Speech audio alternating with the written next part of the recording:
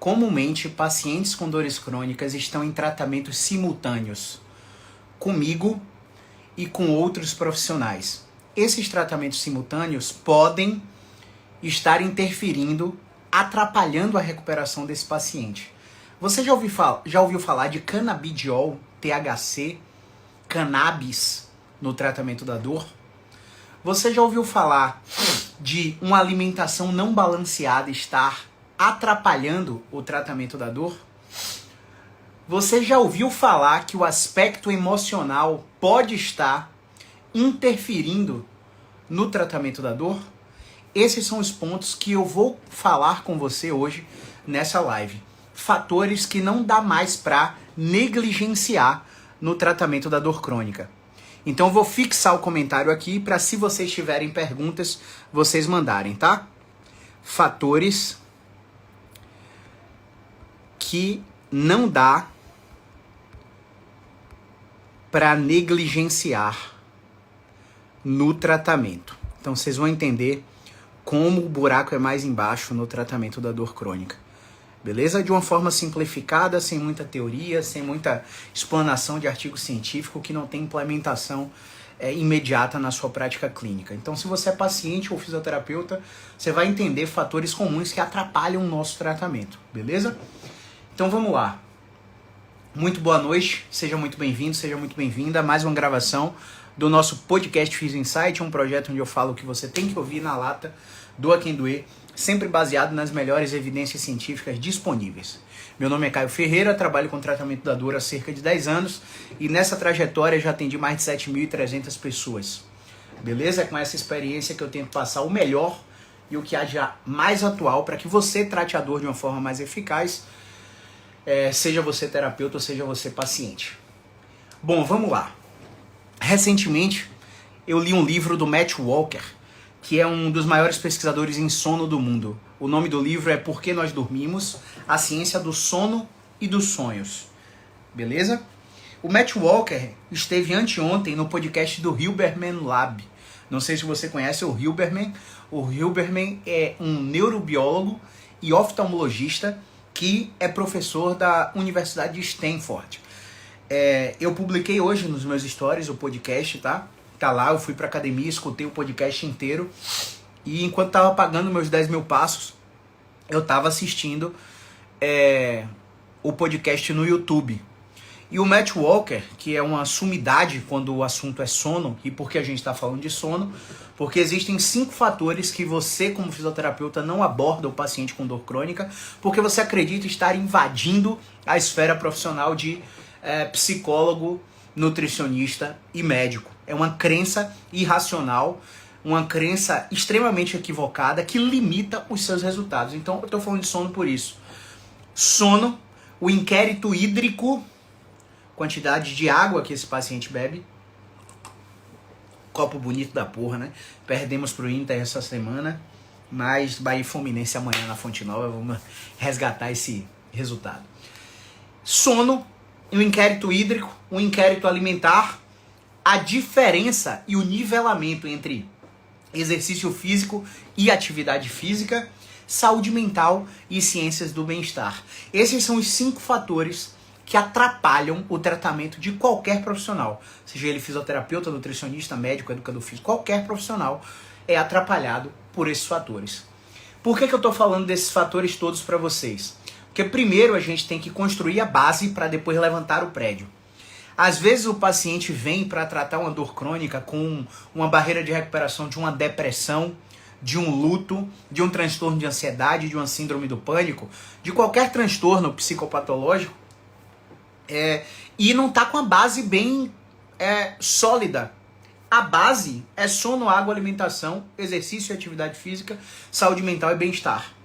Então, a última sessão clínica, para quem não conhece, as sessões clínicas são salas do Zoom, onde eu abro um atendimento real de um caso complexo de dor crônica na frente dos meus alunos. Isso, ela ocorre quinzenalmente dentro do meu programa de mentoria.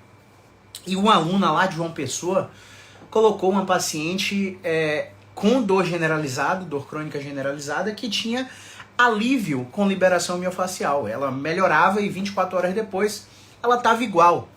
Então a gente começou a questionar essa paciente reflexivamente. Inclusive, hoje é o último dia para inscrições com desconto, tanto no BeExpert quanto na mentoria. E ontem foi o último dia para você assistir essa aula.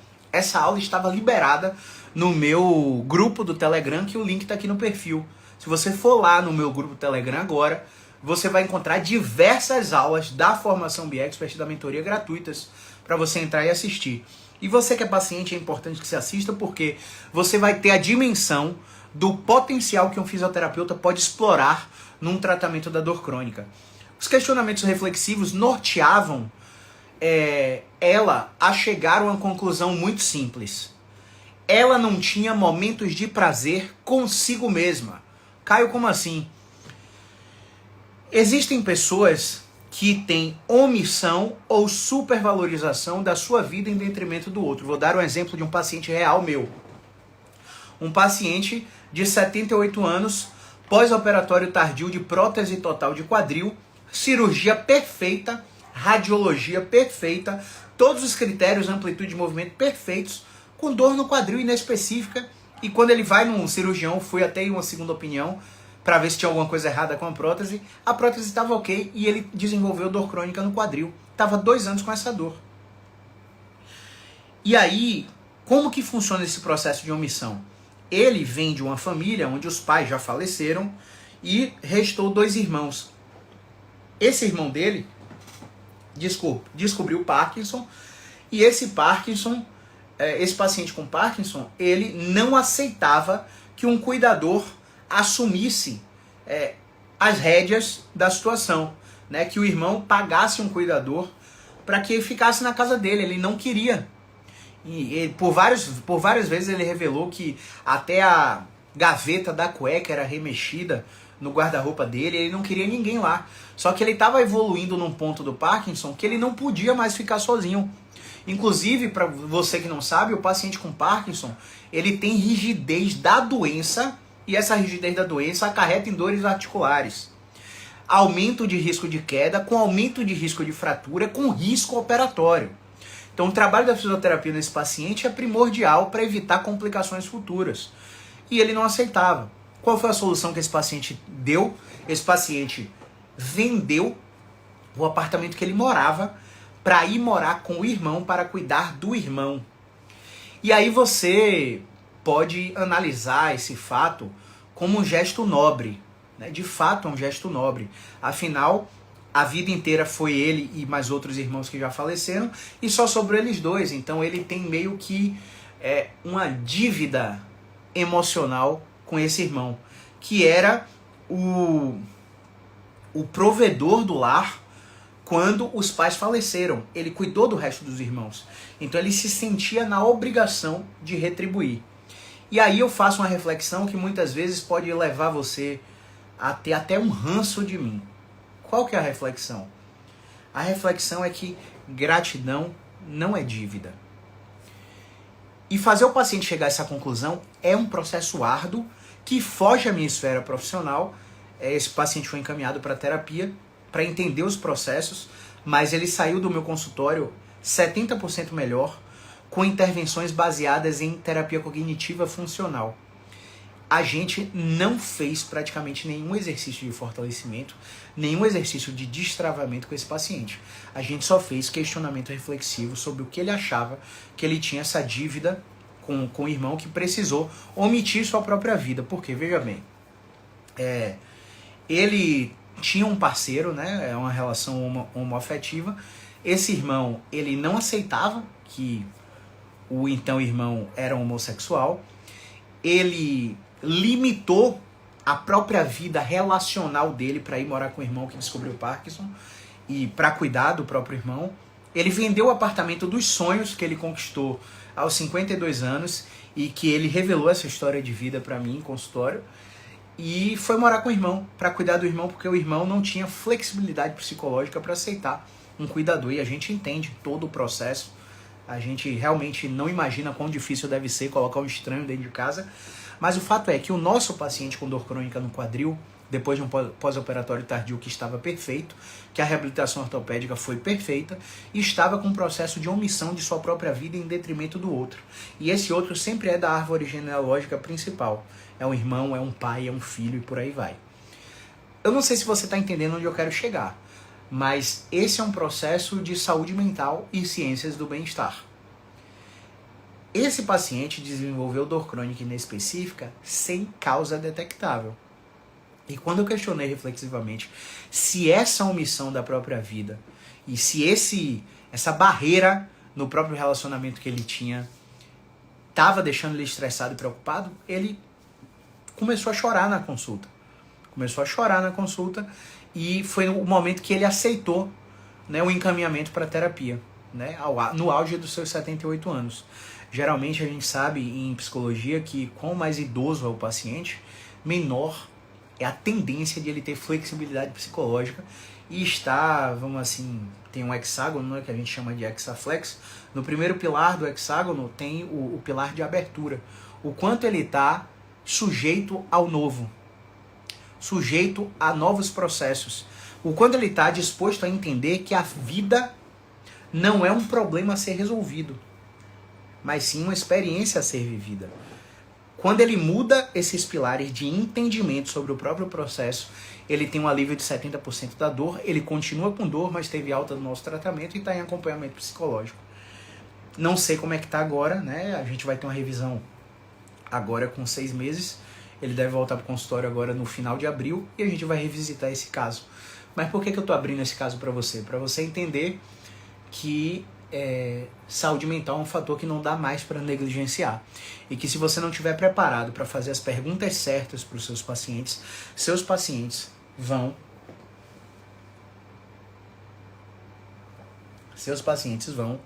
omitir. Eles vão omitir vários dados da sua própria avaliação. E aí você vai ficar naquele panorama, pô, a prótese de quadril, a mobilidade tá ok, é aceitável que tenha essa redução comparável do colado saudável, mas ele tá com dor, a lombar não tá interferindo, o joelho já avaliei, tornozelo também, não tem disfunção da marcha. O que tá acontecendo com esse paciente? Você precisa parar de ter esse tipo de limitação estritamente biomecânica, estritamente mecânica, estritamente cinesiopatológica ou patoanatômica. Você precisa entender de comunicação e de questionamento socrático para revelar as nuances do contexto do paciente, para entender com quem o paciente mora, para entender com que ele trabalha, para entender como é que estão as relações interpessoais, sejam elas conjugais, amorosas ou de relacionamento entre colegas, para entender a relação que ele tem com chefe, sócio, funcionário e por aí vai. E não é uma coisa que nenhum paciente está acostumado a um fisioterapeuta entrar. E geralmente a maioria dos pacientes eles estão com rigidez para aceitar psicoterapia. Eles acreditam que o fisioterapeuta vai resolver porque vai fortalecer algum músculo, ou vai destravar alguma articulação, ou porque o médico no pós-operatório falou, não, isso aí é para fisioterapia, sua prótese está ok. Então é muito fácil para ele aceitar a fisioterapia. Mas é difícil de aceitar a psicologia. Isso está mudando? Isso está mudando. Mas se você tem uma abordagem dessa, é muito fácil de atender o paciente em conjunto com outro profissional. E, consequentemente, ter mais resultado. Nem que você não precise nem atender esse paciente. Só fazer a consulta. O fato de você direcionar aquele paciente para um outro profissional que é mais adequado para tratar esse paciente, vai fazer com que esse paciente no final do tratamento seja grato a você também. E te encaminhe cada vez mais pacientes. Né? Esse paciente já me encaminhou vários colegas dele, da mesma idade, tudo vovozinho. E é um prazer atender esse pessoal, né? Porque é um pessoal que realmente já tem uma estrada de vida muito, muito longa e eles estão querendo ter qualidade de vida. Eles não estão só focados na dor. Eles querem voltar a brincar com o neto, eles querem voltar a caminhar na orla e por aí vai. E isso é um processo que o fisioterapeuta lida muito bem, né? Então torna a nossa profissão de fato bonita. Vamos voltar para o ponto sono e cannabis e por que isso tem relação com o caso clínico que eu acabei de falar. Nessa entrevista do Matt Walker, ele destrinchou os processos pelos quais a cannabis não é recomendada. Eu quero que você reflita num ponto. Quando um prescritor, seja ele médico, fisioterapeuta, farmacêutico ou enfermeiro, prescreve cannabis para você, a indústria da cannabis está dando um comissionamento para ele gordo. Cannabis hoje tem pouquíssima evidência somente para pacientes com esquizofrenia. Não existem estudos que mostrem que cannabis é bom para ansiedade, que cannabis é bom para dor crônica. E por que eu estou atacando esses dois pontos? Porque os meus pacientes chegam no consultório dizendo que estão usando cannabis por esses dois motivos. E aí eu não entro no embate. Eu não vou pro backfire effect. Eu não vou desmistificar essa crença deles no momento que eles chegam lá no consultório. Por que eu não vou? Porque o fator contextual e as informações que os profissionais já passaram para eles foram fortes o suficientes para eles aceitarem a prescrição de uma medicação que é caríssima. Você comprar um cannabis líquido hoje para tomar em gotas, você paga aí de 600 a 900 reais, então não é para qualquer um. Se o paciente já foi convencido daquilo, eu coloco o meu tratamento como sugestão e ele vai percebendo a melhora depois do tratamento e eu vou fazendo reflexões, questionamentos reflexivos sobre o que ele atribui à melhora. Já tiveram pacientes, é verdade, que falaram, eu acho que o cannabis voltou a fazer efeito, né? Porque é muito difícil para o paciente internalizar, principalmente se ele acredita que tem algo inflamado, que um movimento bobo que a gente prescreva vá desinflamar. É contraintuitivo para o paciente. Por isso que você não pode sentar e permanecer na sua hierarquia de poder falando, olha, é isso que você tem que fazer. É muito diferente do paciente chegar à conclusão sobre o que ele tem que fazer. Por isso essa descoberta é guiada. Então, esse é o motivo da gente não recomendar e não aceitar patrocínio de indústrias e representantes comerciais da cannabis só porque atendemos pacientes com dor crônica. Então, já recusei cannabis, já recusei loja de colchão, que ia aumentar em 10 mil reais todos os meses o meu faturamento para eu recomendar o colchão deles para meus pacientes. Como não há suporte científico para tipo de colchão melhorador, a gente dorme com a cabeça tranquila no travesseiro. Ao ponto que um paciente que tem altíssimo poder aquisitivo aqui na cidade, é super conhecido, me procurou e ele falou, Caião, comprei aquele colchão tal. Nunca tinha escutado falar do colchão. E quando ele revelou para mim o colchão, que a gente foi na internet olhar, o colchão é 24 mil reais, eletromagnético da NASA e por aí vai. Detalhe, ele não melhorou da dor lombar, o colchão é muito confortável para ele, mas é péssimo para a esposa. Então, colchão, travesseiro, cadeira de escritório, tênis, é conforto. Não tem certo e errado, não tem essa história de prevenir lesão ou de causar lesão, de causar dor. Se você está com dor crônica, algo já estava errado. O colchão só foi a gota d'água num copo que já estava cheio. E essa gota d'água fez o copo transbordar. Faz sentido? Se faz sentido, coloca aqui nos comentários um foguetinho para eu entender que você precisa de mais conteúdos como esse.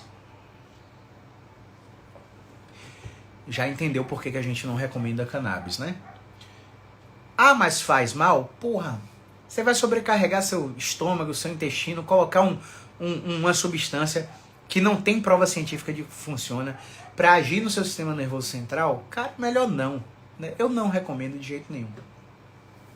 E aí a gente entra em conflito com diversos profissionais aí nas redes sociais. Vocês devem ter visto, essa semana a gente teve uma treta aí, né, nos nossos posts, porque a gente entende que a nossa missão é conscientizar a sociedade de que ela pode estar passando por um tratamento que não tem prova científica e perdendo tempo para tratar de forma resolutiva o problema deles, que nesse período está cronificando. E como está cronificando, a gente está perdendo uma janela terapêutica. Então isso é muito importante. Agora vamos para um tópico da alimentação, principalmente relacionado à dor lombar. Bom, você que está por aí já deve ter percebido que pacientes com dores nas costas, eles podem estar com dor nas costas referida do tipo somatovisceral. Cara, como assim você está indo para víscera agora de novo? Está voltando lá para os primórdios da osteopatia? Não. O órgão, ele não dói, ele transfere dor referida a uma zona musculoesquelética. Então, por exemplo, se o seu paciente tem uma pedra no rim, é muito comum que ele tenha dor lombar e que ele vá no nefrologista logo de cara, porque ele acredita que sabe o que ele tem e ele já ouviu aquele vizinho, aquele familiar, ele já ouviu falar que pedra no rim dá dor lombar. Então ele vai no nefro, o nefro vai lá, examina, faz ultrassom de vias urinárias, enfim, vários exames, e vê, ó, você não tem pedra nenhuma, essa dor lombar aí pode ser músculo-esquelética. Se for mulher, esse médico vai tender a puxar para outra víscera. Como assim? Útero, ovário, endométrio, quando você tem adenomiose, mioma, síndrome de ovário policístico, síndrome do intestino irritável, quando você tem qualquer problema útero-ovariano, esses órgãos também transferem dor referida para outra zona muscular, que pode ser a lombar. Então essa nefro já vai te mandar para um ginecologista, que vai te fazer uma transvaginal, um ultrassom de abdômen total, e vai ver lá, ó, você tem um mioma mesmo, mas o mioma é muito pequenininho. Eu não acredito que ele te impeça de engravidar, e ele também, eu não acredito que ele esteja gerando essa dor lombar. Essa dor lombar, ela pode ser musculoesquelética mesmo. Aí, onde que você vai? Você vai no ortopedista. O ortopedista tá com a ressonância em você e acha o quê? Hérnia de disco, abaulamento, protusão discal. Aí ele fala pra você assim, ó, você tem uma hérnia, o problema é cirúrgico, mas você é jovem, a fisioterapia tende a te dar muito resultado, então procura um fisioterapeuta. Aí você vai fazer o quê? Usar seu plano de saúde. Você vai usar o plano de saúde e é atendido no ambulatório com 5, 10 pessoas ao mesmo tempo, não recebe especificidade. Quando recebe especificidade, você vai receber aí alongamento, choquinho, calorzinho, ventosa, liberação miofascial, tratamentos posturais. E a maioria dessas pacientes não vão melhorar. Aí você escuta falar dentro desse ambulatório que existe uma especialidade muito top da fisioterapia, que é a osteopatia ou a quiropraxia. Você vai lá e procura o osteopata quiropraxista. Você recebe 10 sessões de quiro, instala, ele fala, olha, tem uma vértebra subluxada aqui, vou colocar ela no lugar, você realmente melhora, fica 3 dias sem sintoma, até 7 dias sem sintoma, às vezes fica 2 semanas sem sintoma, e o seu sintoma volta. Quando o seu sintoma volta, acabou o pacote de 10 sessões da quiropraxia, e você cai em si e percebe, ó, realmente, eu preciso ficar indo nesse cara o tempo todo para ter algum alívio de 3 a 7 dias e minha dor volta. Eu acho que eu não estou tratando a causa. Aí você tem o estalo, você tem o benefício da dúvida. E aí existe uma teoria aí, né, por aí pelo mercado, que o osteopata sabe mais que o quiropraxista. Assim como existe a teoria de que o médico sabe mais que o físico, o enfermeiro, etc. Existe essa teoria. Não adianta você negar. Aí você sai do quiro e vai pro osteo. O osteo já fala, não, a sua víscera está bloqueada, eu vou fazer uma mobilização visceral, vou devolver o movimento do seu útero. O seu útero tem um ligamento que vai lá para sua coluna lombar, aí ele mostra ainda no modelo da coluna, roda a sua vértebra assim, isso comprime o nervo e provoca dor. E aí você fica, nossa, uau, encontrei o cara, esse é o cara que vai cuidar de mim. E faz tudo muito sentido, é lindo. Eu, inclusive, na época que eu era só osteopata, eu explicava assim para os meus pacientes também, nossa, como eu tenho vergonha disso hoje, porque isso não tem evidência científica nenhuma de que funcione. E aí você faz a terapia manual e melhora. Caio, por que eu melhorei? Pronto, vou te dizer agora. Você melhorou porque o toque terapêutico gera efeitos neurofisiológicos no seu sistema nervoso periférico, que despolariza canais de cálcio, que conduz essas terminações, esse impulso elétrico por terminações nervosas livres que vão até o corno posterior da medula. No corno posterior da medula, eles ascendem aos centros cerebrais superiores e entram lá em contato com ínsula, amígdala, córtex pré-frontal e por aí vai. E aí o bulbo rostroventral medial vai lá e puff, descarrega analgésico opioide na sua corrente sanguínea, endocannabinoides, monoaminas e por aí vai. Você começa a controlar a dor via terapia manual. Só que a terapia manual tem um problema. Você já percebeu qual é. Você precisa do terapeuta o tempo todo para melhorar. Você não tem autonomia. Você depende do terapeuta. Dito tudo isso, você começa a perceber também que a osteopatia não está te dando resultado a longo prazo e você já está cansado, frustrado e já passou aí 4, 6 meses você tentando diversos tratamentos entre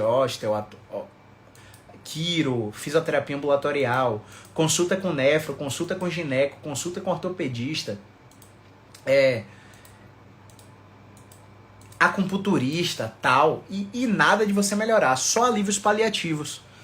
E aí você, beleza, e agora, o que é que eu tenho que fazer? Eu vi um cara ali que trata a dor. Eu vou nesse cara, porque esse cara é muito bem referenciado, ele tem várias provas de pacientes que foram lá e melhoraram, muitos elogios na página do Google. Vou confiar mais uma vez. Você chega pra mim, ou para qualquer fisioterapeuta músculo-esquelético, que seria o fisioterapeuta clínico, e a gente começa a te perguntar sobre sono, começa a fazer inquérito hídrico e inquérito alimentar.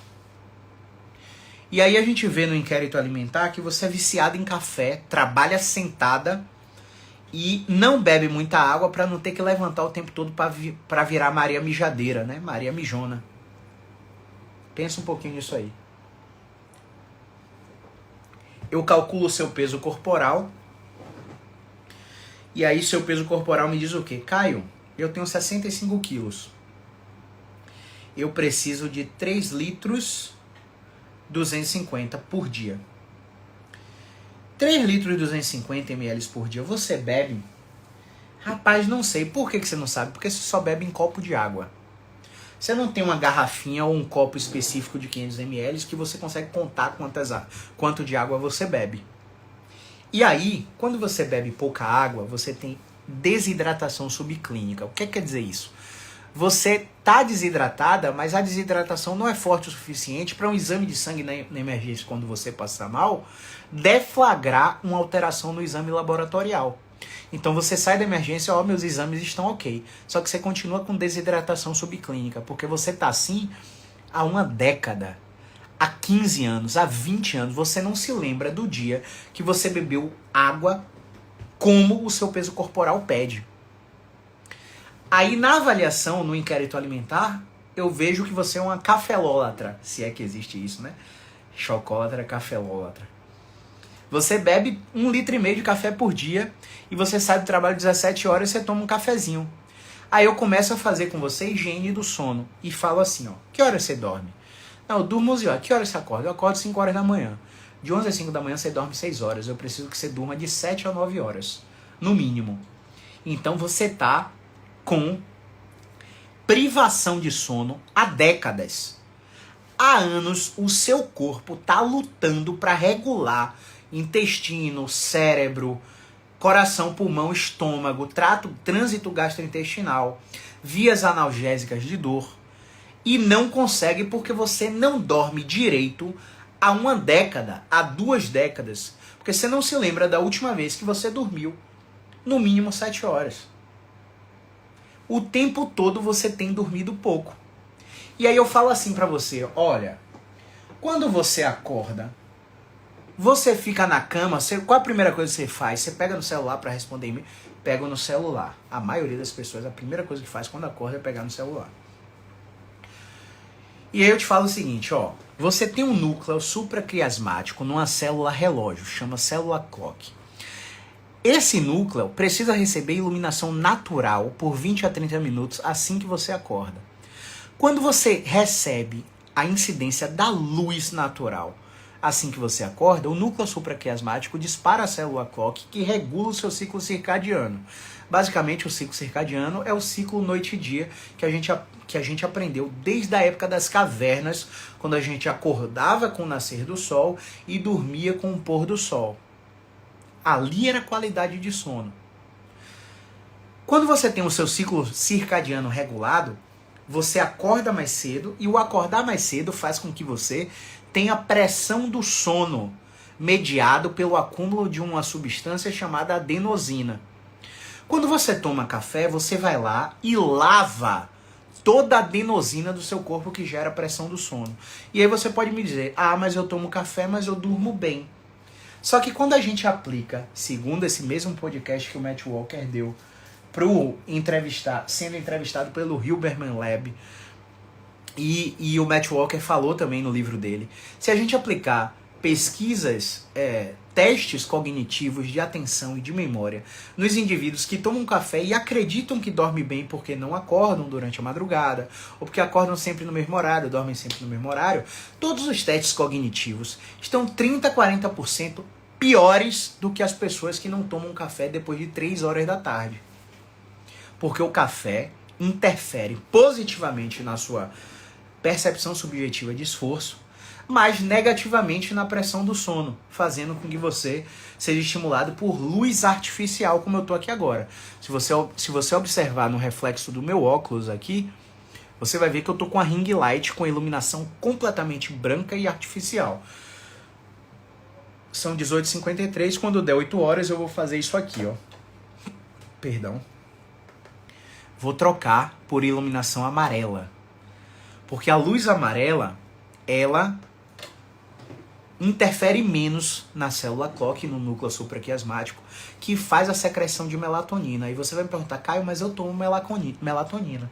E eu vou te falar, não adianta você tomar melatonina se você não tem jet lag social. Se você não tá vindo do Japão, do Mato Grosso, do Acre, de Roraima pra cá, e aí a Roraima, Acre e Mato Grosso também nem tem jet lag social, são pouquíssimas horas de fuso. Mas enfim, você tá vindo do Japão, dos Estados Unidos, e tem um jet lag social para se acostumar ao ciclo de noite e dia aqui no Brasil, tá saindo do Brasil e tá indo para lá, a melatonina te ajuda a regular as primeiras horas de sono. Mas se você já tá no ambiente que você é acostumado, a melatonina, ela é degradada pelo comprimido ou pelas gotas em diversos aminoácidos no seu estômago. E esses aminoácidos viram outras proteínas plasmáticas que vão para diversas outras partes do corpo. E não há estudo científico que prove que melatonina versus placebo, melatonina melhora a qualidade do sono. Não existe. Simplesmente não existe. É mais um case, assim como ácido hialurônico, assim como plasma rico em plaquetas, assim como colágeno. Colágeno é o maior case de sucesso para isso. E é um fake. Toda vez que você toma, você degrada em aminoácidos que nada garante que vai produzir colágeno depois. Então, eu tô falando disso só para você não ficar com a sua crença de que, vou tomar esse remedinho aqui e vou melhorar o sono. Uma outra coisa que o Matt Walker falou no podcast também sobre sono e que a gente ensina a todos os nossos pacientes com dor crônica é que quando você toma um indutor do sono, um ansiolítico, um antidepressivo, você realmente dorme. Você realmente dorme. Existe uma coisa chamada arquitetura do sono.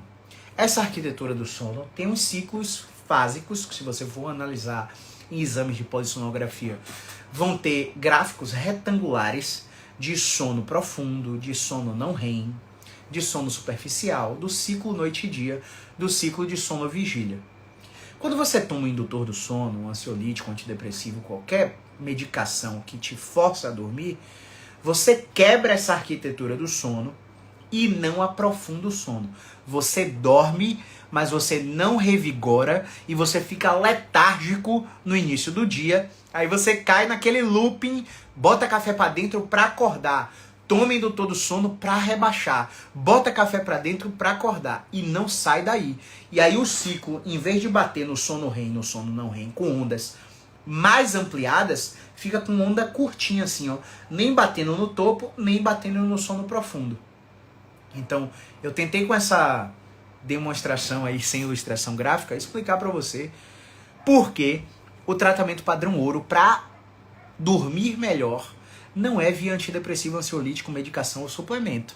O tratamento para dormir melhor é com estratégias comportamentais de higiene do sono. Esse é o padrão ouro.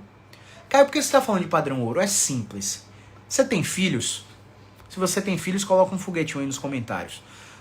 Vamos supor que o seu filho está com infecção de garganta pesada e está tendo até falta de ar. Você sai desesperado para uma clínica pediátrica. E aí o pediatra fala para você assim, ó, toma aqui cefalexina, um antibiótico que vai conter essa infecção de garganta aí, e seu filho deve melhorar aí no 5º dia. Você toma um antibiótico, no 5º dia seu filho está pior, seu filho não está melhorando. E aí você é muito curioso. Você vai lá na internet, joga o remédio que a médica passou, e aí você descobre que aquele antibiótico ali é para bactéria no intestino e não para garganta. Tô exagerando, tá, pessoal? Mas você descobre que aquela medicação que a médica passou não tem evidência.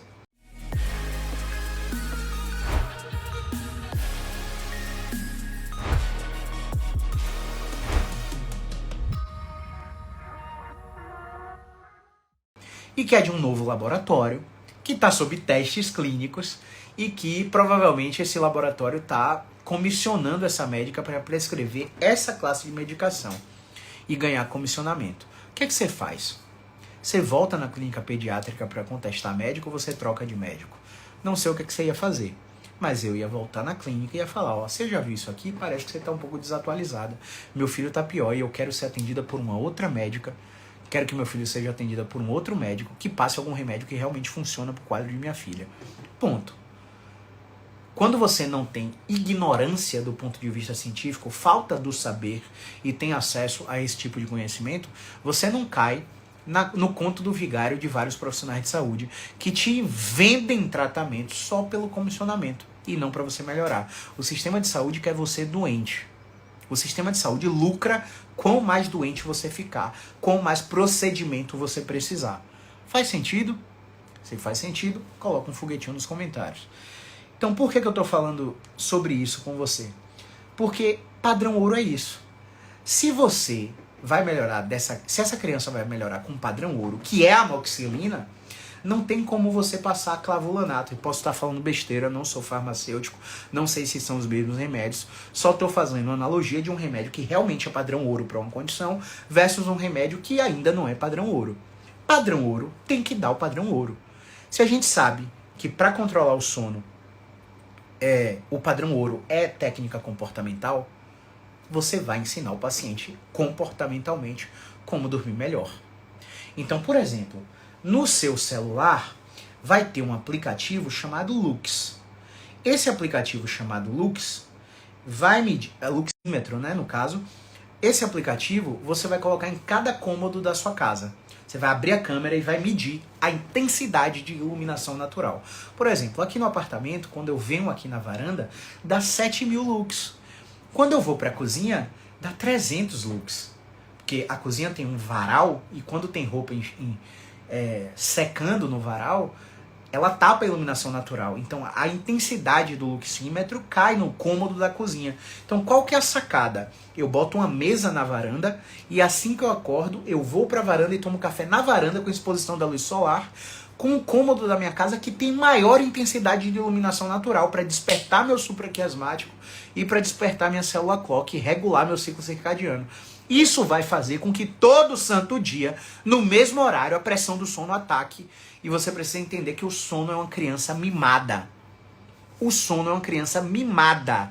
Se ele chegou, você tem que ceder à pressão do sono. Você não pode lutar contra ele. Você não pode deixar... vamos lá, ó. Você não pode deixar, pessoal, essa luzinha aqui, ó. Essa luzinha aqui da televisão no quarto escuro, aceso.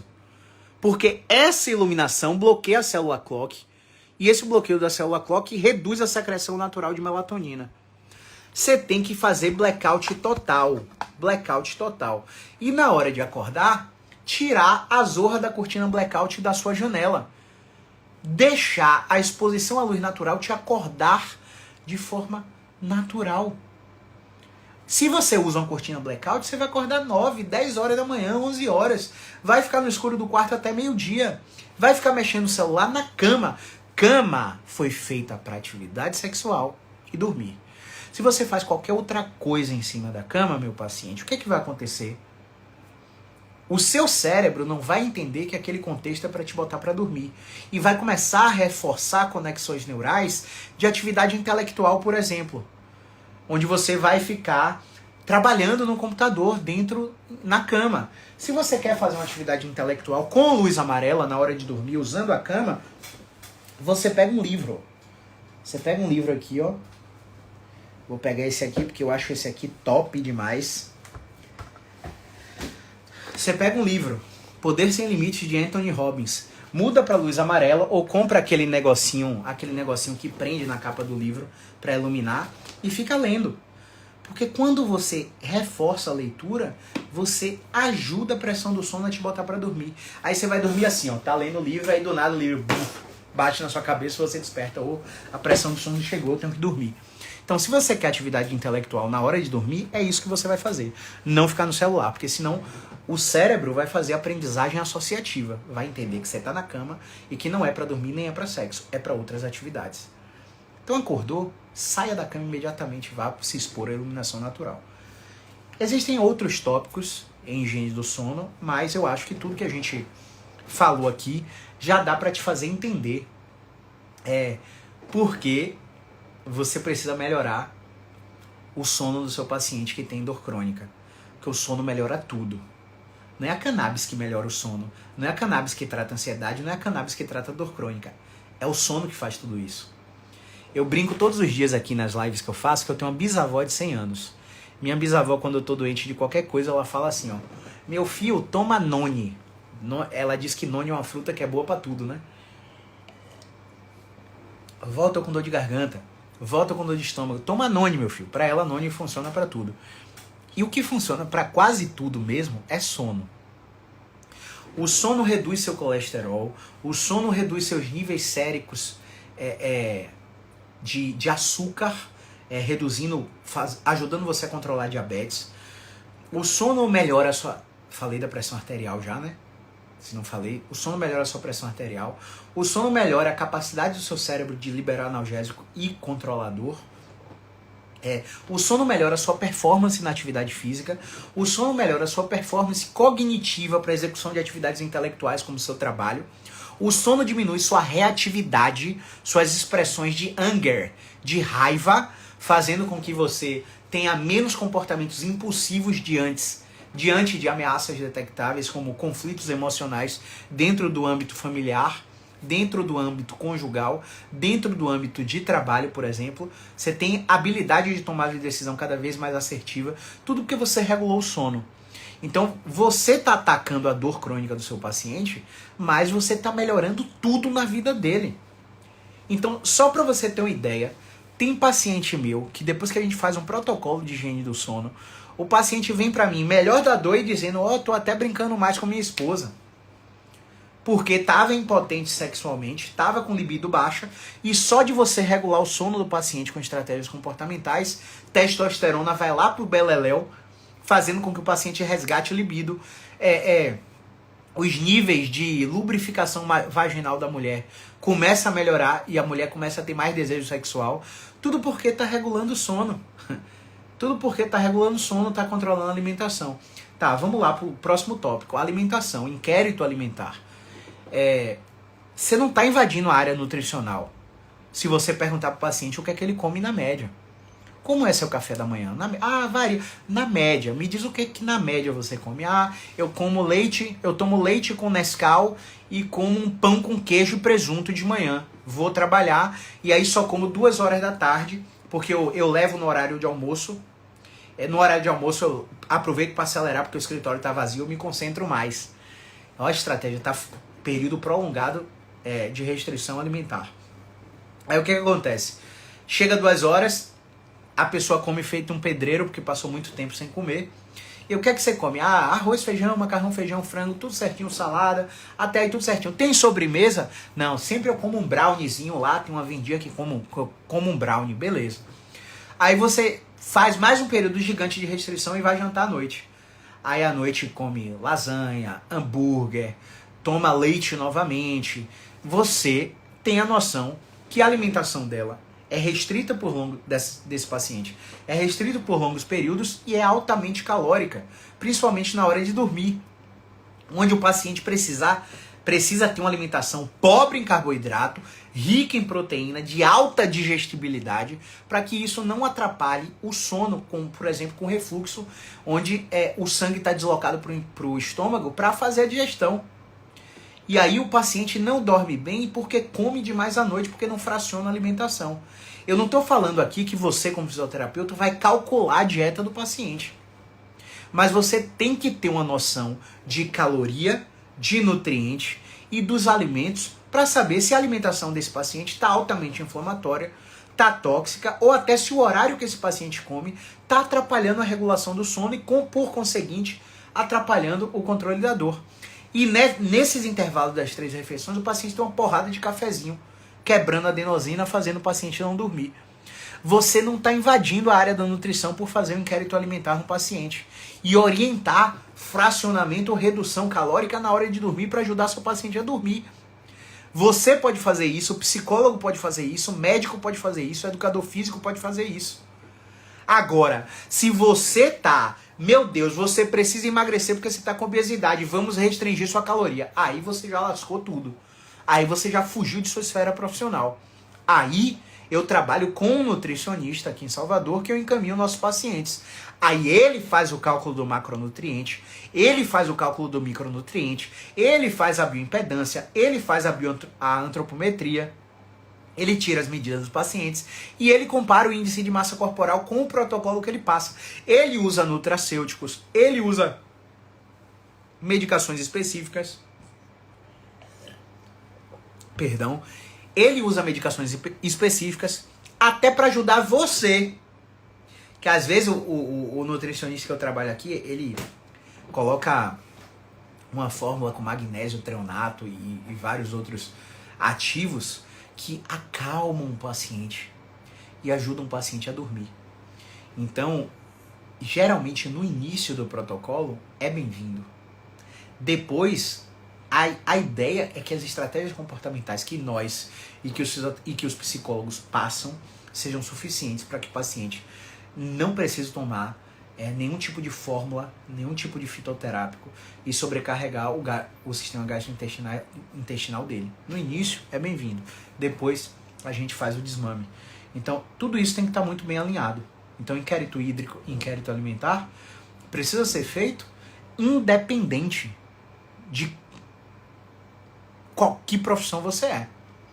Porque isso interfere na dor crônica. Se você ousa tratar a dor crônica, você precisa se ligar nisso. Um outro fator que você não pode mais negligenciar é exercício físico e atividade física. Estima-se que 60% dos brasileiros são sedentários. O sedentarismo está altamente relacionado à má alimentação e à obesidade.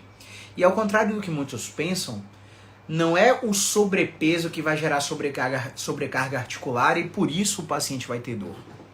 A obesidade começa a ter diversas comorbidades orgânicas, como dislipidemia, diabetes, hipertensão arterial. E quanto mais comorbidade o sistema nervoso tiver que dar atenção, menor é a capacidade desse sistema nervoso controlar a dor do paciente.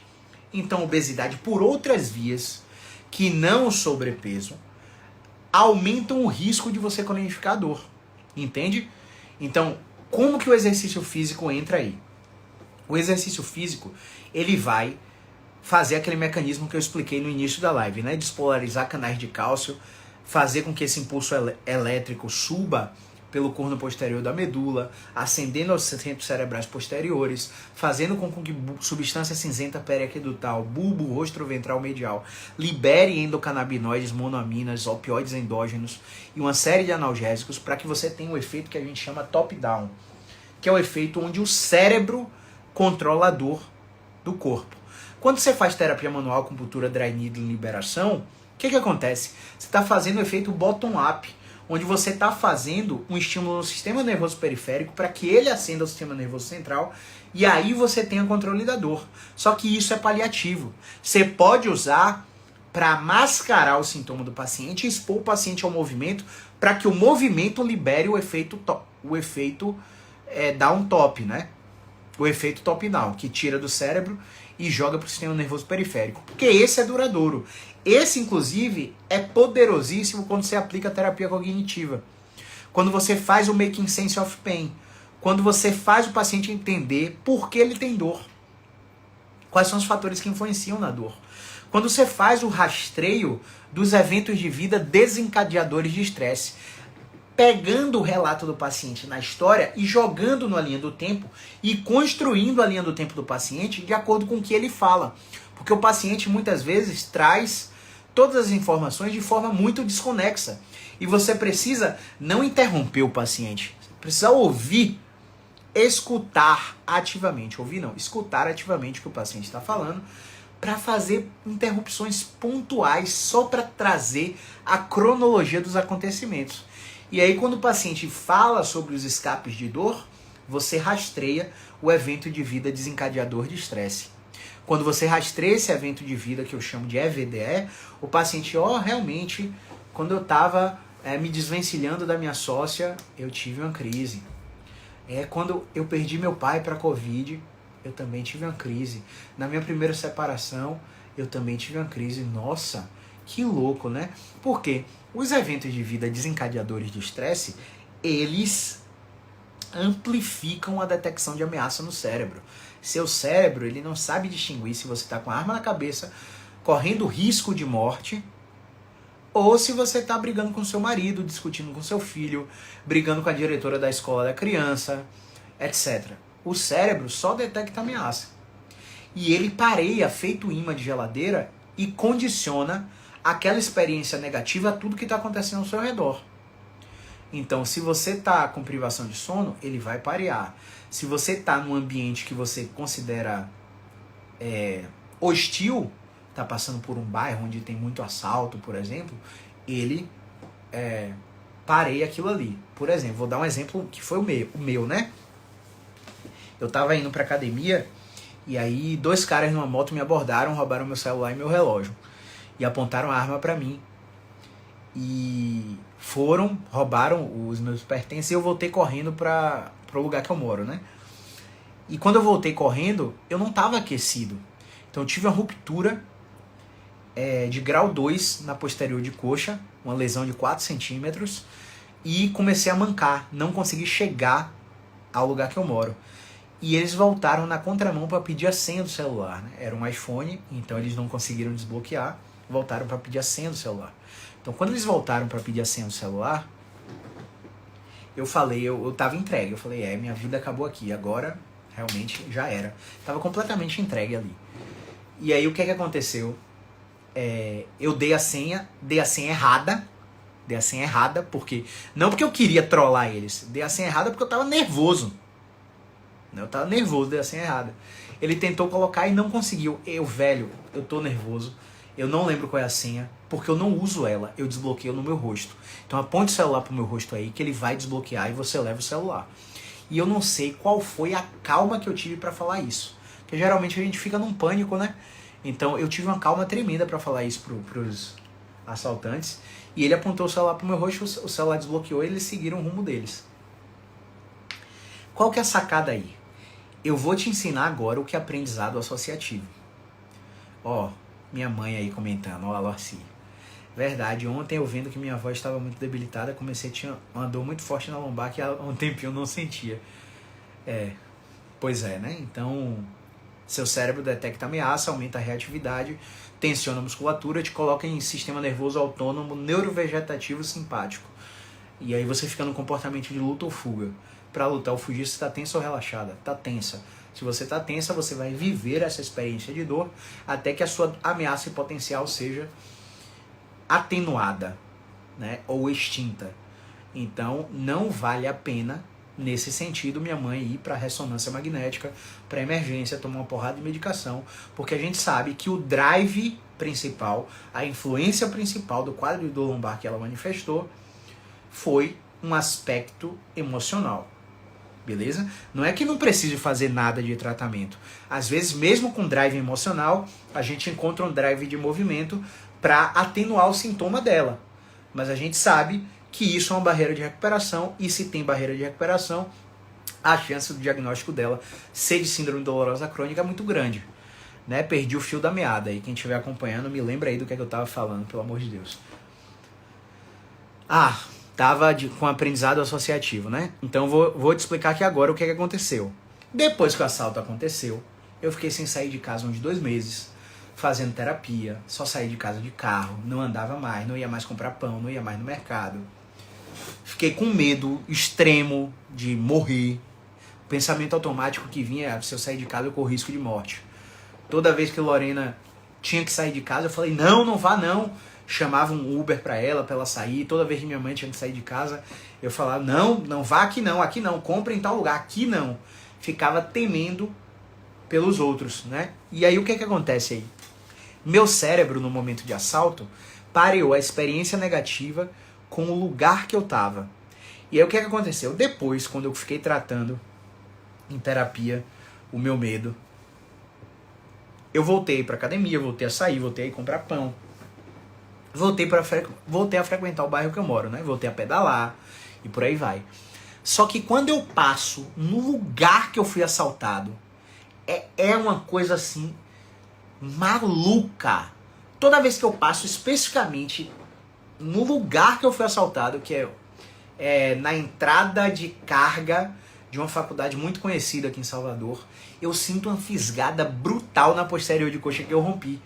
E a ressonância de controle e todo o protocolo fisioterapêutico para lesão muscular, eu mesmo fiz. Meu tecido está completamente íntegro, com qualidade. Eu já estou fazendo treinamento de força, estou com progressão há 3 meses. Já estou fazendo stiff com 90 quilos, mais a barra. Faço posterior unilateral, faço flexão nórdica. Ou seja, eu estou pronto para correr, tanto que estou correndo, né? Fiz toda a exposição gradativa. Mas quando eu passo no lugar, eu sinto uma fisgada descomunal na região. Porque o cérebro, ele não precisa de muita coisa para proporcionar a experiência de dor. Basta que você viva novamente o acontecimento dentro do seu pensamento e detecte a ameaça, o cérebro vai te dar a experiência de dor. Então, hoje eu sinto menos fisgada, mas as primeiras experiências de passar pelo lugar foram bizarras, como eu estivesse pensando que tivesse lesionado de novo. Entende? Isso é aprendizado associativo. Vamos dar um exemplo com o meu cachorro. A Amora tá aqui e eu vou dar a ração de Amora. Quando eu pego a ração que fico sacudindo e falo, papai, vamos comer, papai, ela começa a salivar. Se eu chegar e tocar um sino ou ligar um alerta do celular e começar a dar ração, ligo o alerta e dou a ração, o cérebro de Amora vai parear que toda vez que ela ouvir esse alerta, vai ter a ração depois. E aí o que acontece? Vai ter um momento que se eu não quiser dar ração e tocar só o alarme do celular, ela vai salivar. Ela vai desencadear o comportamento porque o estímulo está condicionado. É isso que acontece com o ser humano. Então, o que acontece? Eu vou precisar fazer o apito do celular várias vezes até a Amora desaprender a salivar, porque ela vai entender e desparear a experiência do alarme do celular com a experiência de ter a ração depois. E aí ele entra numa coisa que a gente chama de desamparo aprendido. Os nossos pacientes com dor crônica também podem, depois de um protocolo de dessensibilização sistemática, de exposição gradativa ao movimento mais temido, à experiência dolorosa ou à experiência cognitiva e comportamental que é nociva para ele, entrar em desamparo aprendido e entender que passar por aquela experiência de novo pode não desencadear a dor. E isso não tem nada a ver com estar com a coluna inflamada, ou estar com a hérnia extrusa, ou ter que ficar sem andar, ao contrário do que muitos médicos falam. Entende? Então a gente precisa ter esse raciocínio. Então o exercício físico, ele vai agir ampliando o centro cerebral executivo, gerando novas conexões neurais, ampliando a sua capacidade cognitiva e de tomada de decisão. Então o exercício físico ele vai agir no seu sistema opioide, no seu sistema músculo-esquelético, no seu sistema endocrinológico e no seu sistema imunológico. Inclusive, vai colaborar para que o seu corpo aumente a pressão do sono via cansaço, para que você durma cada vez melhor, somente porque você decidiu fazer exercício físico. Mas, Caio, muitas pessoas fazem atividade física e não exercício físico. O que é exercício físico? Exercício físico é um protocolo de movimentos sistematizados que respeita um princípio específico da fisiologia. Ele precisa ter especificidade, individualidade, ele precisa ter sobrecarga constante ao longo das semanas. Então, o exercício que o paciente é submetido, ele precisa ser periodizado por um bom educador físico ou por um bom fisioterapeuta músculo-esquelético. Principalmente se ele tiver com dor crônica, que seja com um fisioterapeuta, porque educadores físicos, no geral, não têm habilitação para tratar dor crônica. Então, o que é que eu falo de exercício físico? Eu falo assim, ó, se o cara tá fazendo corrida e ele corre 5 km toda semana, o exercício dele não é mais exercício, é atividade. Porque o coração dele já se acostumou com aquela quilometragem, com aquela intensidade. Então ele tá fazendo ali, o benefício dele não é músculo esquelético, ele é cardiovascular. Ele vai ser bom para diabetes, ele vai ser bom para retorno venoso, ele vai ser bom para dar suadeira, melhorar a motivação, melhorar a dopamina. Vai ser bom. Mas para o aparelho musculoesquelético, para o sistema nervoso central, ele precisa ter sobrecarga constante. Então, se o cara está correndo 5 km 3 vezes na semana, você vai aumentar para 5.500. Você vai aumentar 10% de rodagem semanal. Toda semana ele faz 20 km, a próxima semana ele vai fazer 22. E você vai aplicar sobrecarga constante por 4 semanas seguidas. Quando chegar na 5ª semana, você vai tirar metade do volume total de exercício que o paciente está fazendo na 4ª semana. Vai ficar confuso agora? Vai. Aí o que você vai fazer? Você vai voltar no vídeo e assistir a reprise, ouvir de novo, retorna o podcast para você entender o princípio. Eu dei o exemplo aqui de corrida, mas o exemplo pode ser de musculação. Beleza? Bora fazer uma leve interação aí. Vamos supor que o Matheus, grande Matheus Emanuel, até hoje eu te espero, hein, meu irmão? Vamos supor que o Matheus, ele faça a musculação. E aí o Matheus faz musculação recreativamente. Ele vai 4 vezes na semana, ele gosta de treinar perna, ele gosta de treinar membros superiores, e só que o treino dele só muda de exercício. Ele não está aplicando sobrecarga constante, porque ele vai para o agachamento e ele bota 30 de cada lado, e ele está assim há 2 anos. Ele nunca aumenta o peso no agachamento, ele nunca aumenta a quantidade de repetições, ele nunca altera a cadência de execução do exercício. Ele não mexe numa variável de intensidade como fazer agachamento com outro exercício para virar um bisete e elevar a intensidade. Ele não faz com que o treino dele seguinte seja mais difícil, levemente mais difícil que o treino anterior. Então, o que é que seria a sistematização para que o Matheus estivesse fazendo exercício físico? Se o cara pega 10-10 no agachamento na semana 1, na semana 2 ele vai pegar 11-11. Ele vai aumentar 10%. E vai aumentar 10% até a semana 4. Quando chegar na semana 5, vai tirar metade do peso para não sair da atividade física e recuperar. A gente chama isso de deload. O deload ele pode ser aplicado na musculação, na corrida, na natação, no ciclismo, no crossfit. Muito difícil, mas é possível de aplicar. No triatlon, muito difícil, mas é possível de aplicar. Né? Você precisa calcular o volume de exercício, ver se tem técnica de treinamento, etc, etc, etc. 60 de cada lado já, me respeita. Rapaz, é peso aí, viu? Aí eu não desço em amplitude máxima, não. Ó, entende, pessoal? Então, exercício físico ele é sistematizado e respeita a sobrecarga constante. E você precisa usar o princípio da reversibilidade a cada microciclo de treinamento para que o paciente tenha recuperação do estoque de glicogênio hepático e muscular. Então, basicamente, se você não faz deload, você está com o copo cheio o tempo todo, aí quando cai uma faca, você está preparando sua comida lá, cai uma faca no chão, você abaixa e pega, trava a coluna e diz que se abaixou, e que não pode mais se abaixar, e que não pode mais pegar peso, que não pode brincar mais com o filho, que não pode dirigir mais porque sentado é ruim. Nada a ver. Na verdade, abaixar para pegar a faca foi só uma gota com o copo que estava transbordando, porque você vem fazendo exercício físico não periodizado há muito tempo. Então tudo isso a gente precisa rastrear. Você entende como tratar dor crônica é complexo? Mas, cara, e aí a diferença para atividade? A atividade é tudo que você faz fora do nível de exercício físico. Então, por exemplo, você colocar o paciente para fazer 7.000 passos todo dia é uma estratégia que vai mexer na regulação do controle da dor. Todo santo dia 7.000 passos. Ah, não consigo. Ó, você vai subir 7 andares de escada todos os dias. Você mora em prédio, você não vai pegar mais elevador.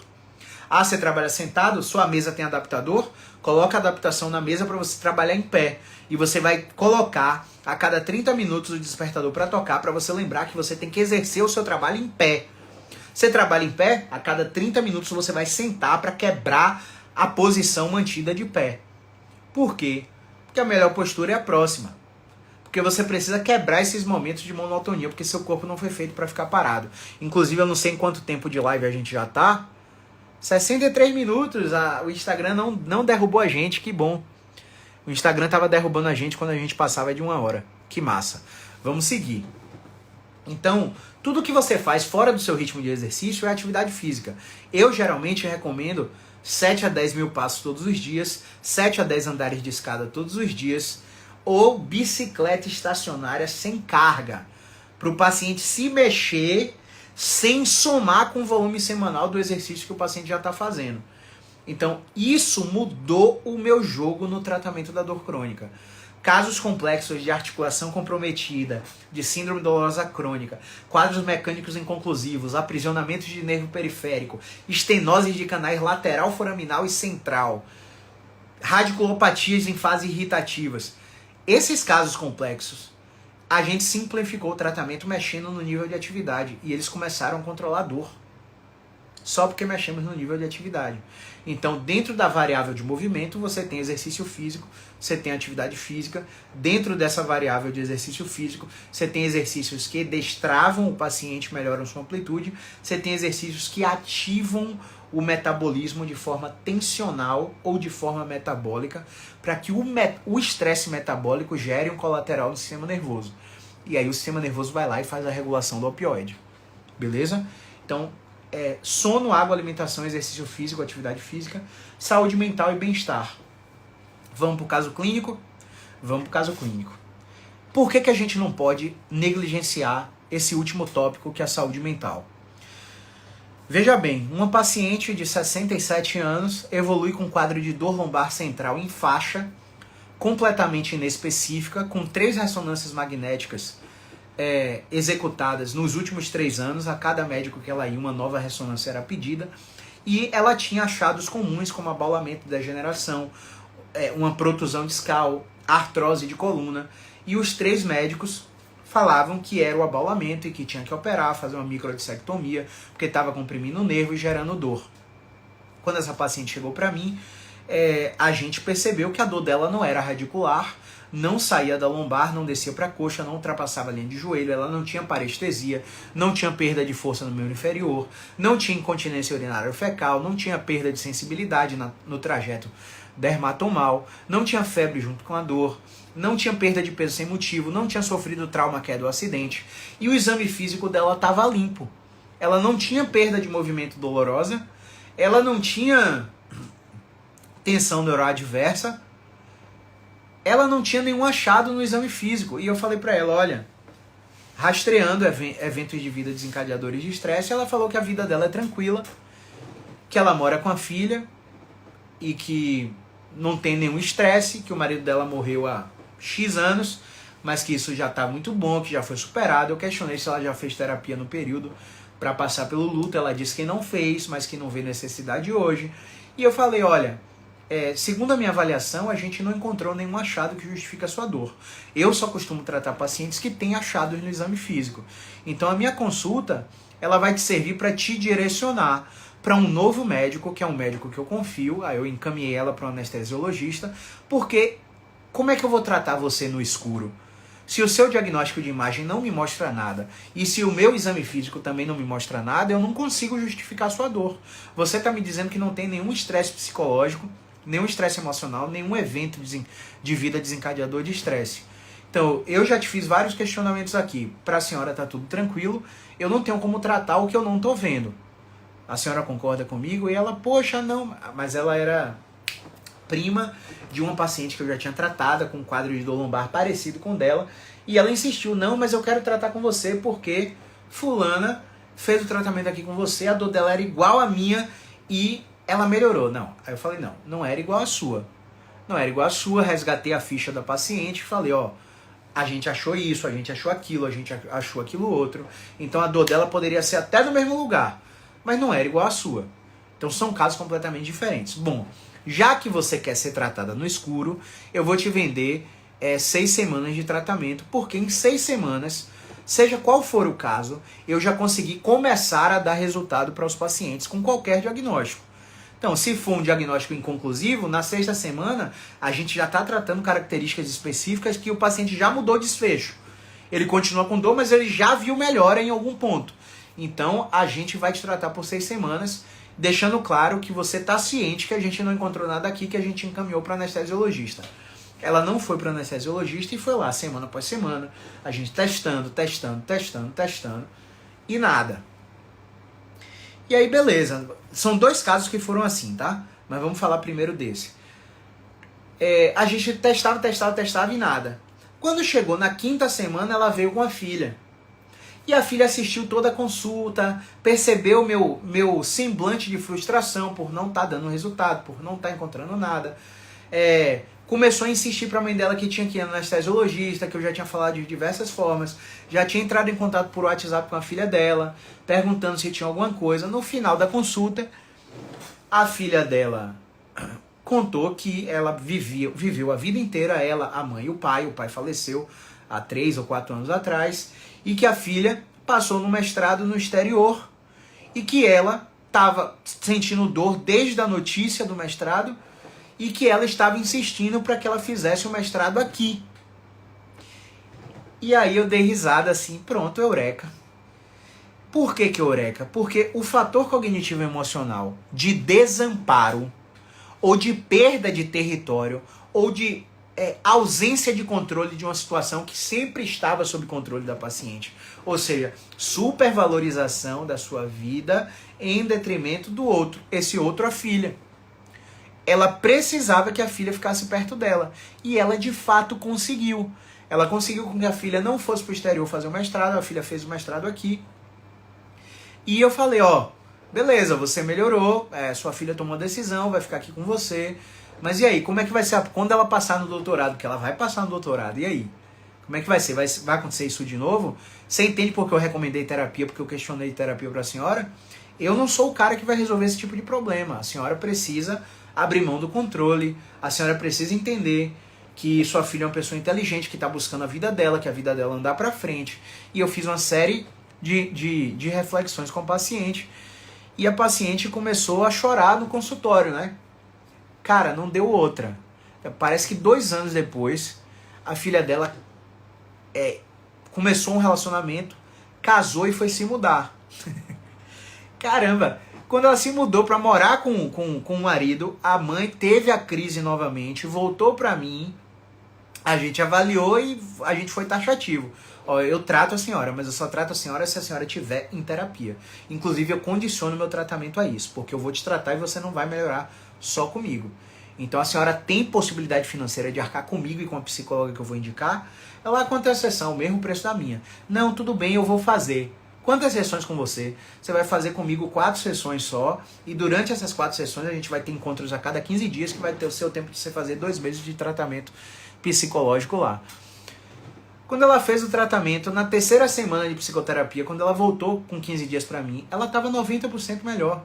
90% melhor. Eu não sei que diabo a psi fez, mas a gente sabe que o fator emocional interfere absurdamente nesse caso clínico.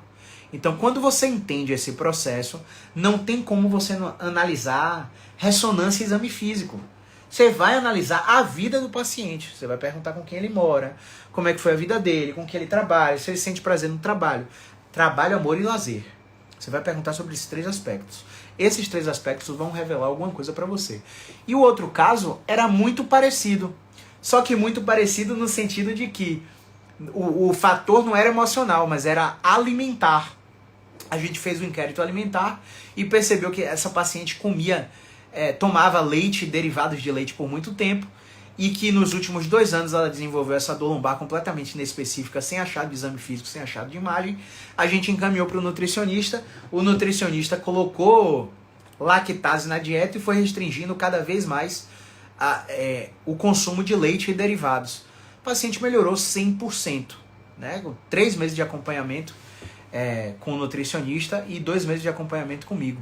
Melhorou 100%. Foi por causa do meu tratamento? Não, foi por causa da nutrição.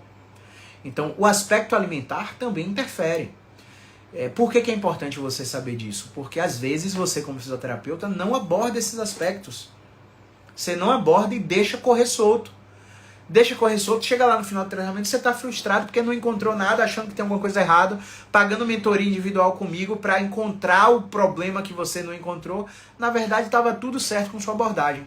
Você só esqueceu lá na avaliação de realmente avaliar o ser humano e não ver um aparelho locomotor na nossa frente e tentar corrigir biomecânica, tentar corrigir postura, tentar tirar a tensão de músculo que está preso, enfim, o seu pensamento ele precisa ser ampliado. Então, ó, resumão do resumão. Cannabis não é efetivo para dor crônica nem para ansiedade. Tem evidências promissoras, mas ainda assim muito escassas na esquizofrenia, mas ansiedade, dor crônica, cannabis não é tratamento, não tem comprovação e ainda gera riscos, tá? Efeitos colaterais, etc, etc.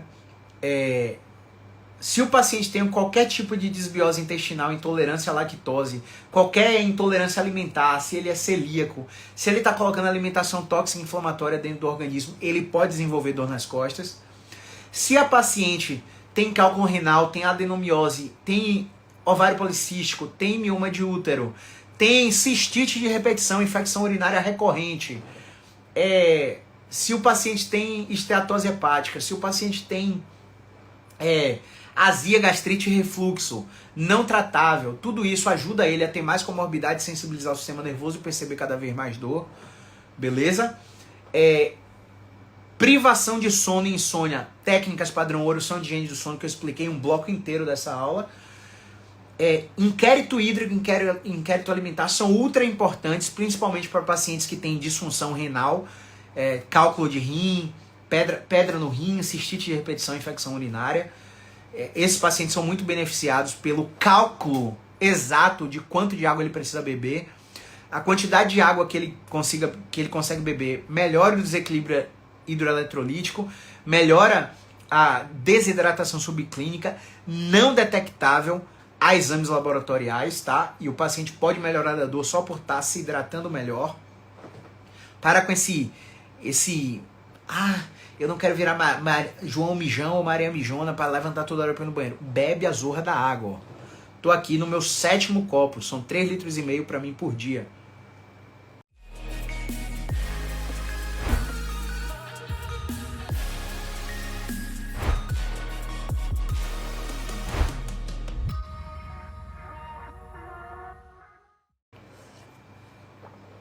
Beleza? Tem que beber água. Inclusive, tô doido pra ir no banheiro aqui. Vou terminar a live só pra ir no banheiro urinar. Enfim. Exercício físico precisa ser sistematizado. Exercício físico não é atividade física e vice-versa. Mas ambos ajudam você a controlar a dor, saúde mental e bem-estar. Dei o exemplo do caso clínico que eu atendi na última sessão clínica, na semana retrasada da mentoria, onde eu atendi um paciente com síndrome dolorosa crônica que vivia a vida para os outros e não tinha momentos para si mesmo. Hoje, a gente está numa geração, né, que acelera os áudios. A gente está numa geração que quer fazer tudo mais rápido. E às vezes a gente se questiona se a vida está passando muito rápido. Não. Às vezes não é você que está acelerando o processo. É você que não está aproveitando os momentos. Por que eu estou fazendo essa reflexão? Porque hoje você acorda, toma café da manhã assistindo televisão. Você come uma pizza, come uma pipoca assistindo futebol, né? Você sempre está otimizando o seu tempo, você sempre está fazendo duas coisas ao mesmo tempo, você sempre está em dupla tarefa, você sempre está em alternância de atenção. Você não se permite ficar só com sua própria presença. Você não se permite analisar os pensamentos que flutuam em sua cabeça quando você está em extremo ócio, sem fazer absolutamente nada. Você, inclusive, se pune quando está de folga. Porque você acredita, segunda-feira eu não estou trabalhando, não, o que é que meu marido vai pensar? O que é que minha mãe vai pensar? O que é que o povo vai pensar? Vai achar que eu sou vagabundo? Não, eu vou trabalhar, vou arrumar alguma coisa para fazer. Você não se permite ficar só consigo mesmo, você começa a se ocupar para não ficar só com seus próprios pensamentos. E é quando você faz o exercício de ficar só com sua própria mente que você descobre o potencial absurdo que meditação tem para controlar sua dor. Você descobre o potencial absurdo do pensamento automático que está mudando o seu comportamento, que está aumentando sua reatividade, que está aumentando seu estresse, que está fazendo você se tornar preocupado com pai, mãe, filho, marido, esposa, o escambau A4. É só quando você está sozinho consigo mesmo. É só quando você não está em dupla tarefa. Então, quando você for sentar para comer, sente na mesa e coma somente comendo. Não faça outras coisas. Aproveite o alimento, mastigue aquele alimento por mais tempo. Faça o processo de atenção plena em tudo que você está fazendo. Quer ver, você vai para atividade física correr lá, você bota um fone e fica ouvindo música correndo. Que é o doping, né? É o doping, entre aspas, né? Você já experimentou correr ouvindo a zoada dos carros? Você já experimentou correr ouvindo o barulho dos seus passos na pista? Você já fez... Você já trouxe para si lucidez e ampliação do seu processo criativo em todas as esferas da vida quando você experimenta ir para atividade física só para atividade física, sem fazer uma dupla tarefa? Eu, quando eu estou fazendo isso, eu venho com 30 milhões de conteúdos na cabeça para produzir para vocês. Mas por que isso acontece? Porque eu estou num processo de reaprendizagem criativa o tempo todo. Eu estou praticando atenção plena, eu estou praticando meditação, eu estou tentando mudar comportamentos que me atrapalham. E a mesma coisa serve para você que é fisioterapeuta ou para você que é paciente com dor crônica. Se você não entender que o seu estilo de vida e o seu comportamento interfere completamente na perpetuação da dor do paciente ou da sua dor, você não vai melhorar nunca. Se você não entender que a gente precisa trocar o comportamento de evitação pelo comportamento de enfrentamento, você nunca vai se tornar um vencedor. Não existe processo de tratamento indolor. Você está no tratamento para vencer a dor, se tornar um vencedor. Durante o processo você vai sentir dor. Outras dores vão se manifestar, mas você vai aprender como enfrentar cada uma delas. E é isso que eu ensino para os profissionais. Então, quando a gente tem essa visão ampliada, qual é que é a percepção do paciente? A percepção do paciente é a seguinte: nossa, eu nunca fui tão bem avaliado em toda a minha vida. O gatilho de comprometimento que você apresenta para o paciente é o seguinte: o paciente entende assim, caramba, esse cara tá 1000% comprometido com a minha melhora. Eu preciso estar 1000% comprometido também. A chance desse paciente comprar de você é alta ou baixa? A chance desse paciente comprar de você é muito mais alta. Porque você já empilhou uma porrada de gatilho mental que ou faz ele prestar atenção em você ou faz ele tomar decisão. Você não conversa com o racional. Divida o cérebro em duas partes: sistema límbico e sistema racional. Você conversa com o límbico. Você vai na dor por trás da dor. Você começa a entender como esse paciente se comporta. E o paciente vai ter muito mais chance de comprar de você um tratamento. Vai ter muito mais chance de aderir à prescrição que você faz de um exercício terapêutico. Vai ter muito mais chance de aceitar um encaminhamento para um personal trainer depois do seu tratamento. Vai ter muito mais chance de aceitar durante o seu tratamento aderir a um processo de psicoterapia por aceitação e compromisso ou por cognitivo comportamental. Não interfere. Vai ser muito mais fácil para ele seguir a sua cartilha.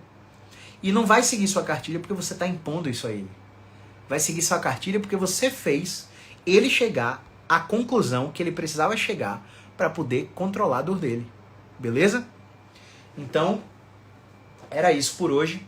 Lembrando que o pessoal que está no BeExpert ainda consegue subir para a mentoria até meia-noite com desconto, e o pessoal que ainda não é aluno ainda consegue entrar no BeExpert com pagamento inteligente com desconto até meia-noite de hoje.